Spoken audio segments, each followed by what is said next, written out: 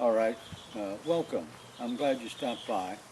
My name is Mark Van Dorn, and actually I run and own Florida Photo Magazine. But today I'm talking about the Takagi Junior tankless water heater, the problems that I had with it.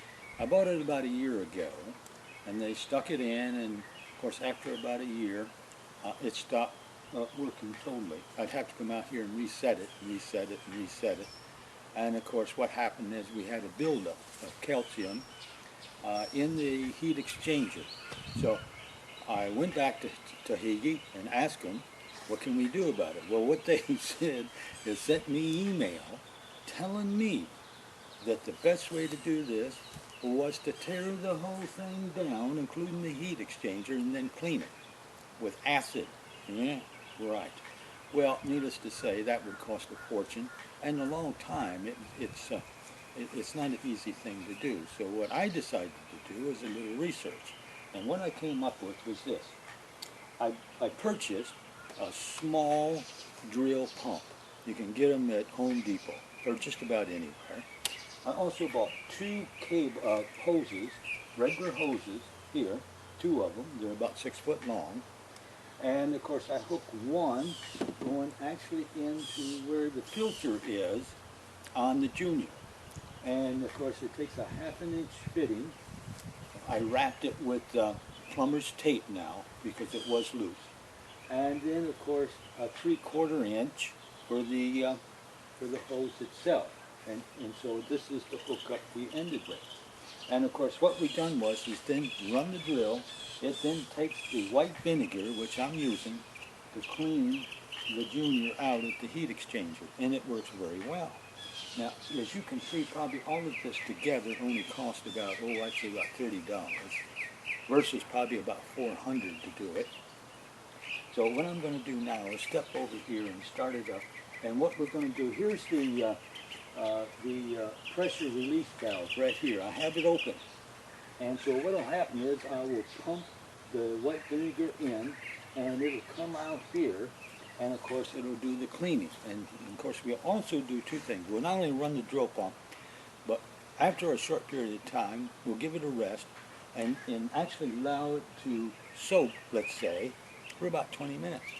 Then we'll restart it again and clean it out good. Then of course we'll go ahead and flush it out, and we'll be ready to go. Everything is turned off. The electricity's turned off, the cold water's turned off, and the hot water's turned off. And the pressure release valve is open. The gas is also turned off. And we're ready to go. And what I'll do is I'll start this.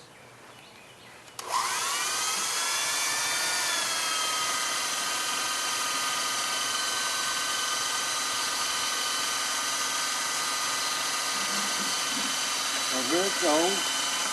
The liquid is now coming out in our container down there from the pressure release valve.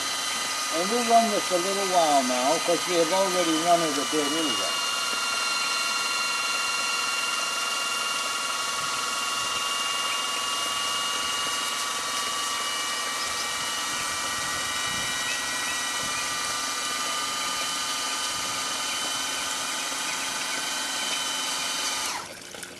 Well, that gave you a good illustration of what we've done with this.